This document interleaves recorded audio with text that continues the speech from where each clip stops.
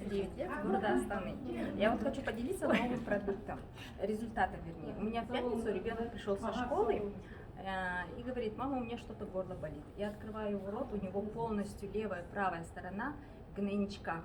То есть, а мы с нашим клеточным питанием как бы уже в течение 2 лет вообще у нас ангины не было.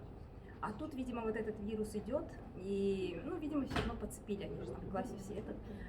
И получается, я начала дальше подключать наше дальше клеточное питание, иммун плюс, иммунежит.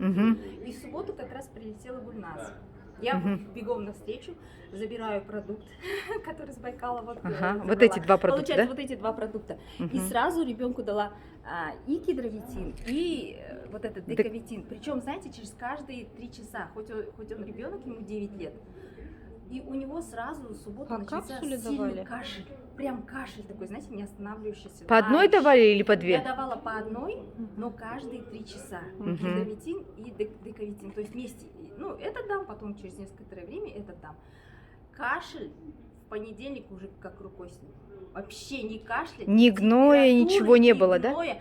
А я уже сидела и думала: боже, 2 года не было ангины. Что делать? Что делать? Сидишь и думаешь, что же делать? Потому что ты понимаешь умом, что гнойная ангина, она просто так не приходит. Она обязательно идет с температурой, обязательно с кашлем, с насморком и обязательно минимум 7 дней.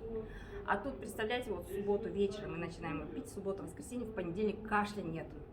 Супер. И гноя тоже нету. Гноя, ни температуры, все. Ребенку сколько лет? 9 лет. 9 лет. Вот такие шикарные продукты. Поэтому я говорю, это вообще как аптечка. И даже не понадобились ни от температуры, ни антибиотиков, ничего. Ни спрея для горла. Самое главное, нет антибиотиков. Нет антибиотиков. Да. Вот. Не давали. Вообще. Классно.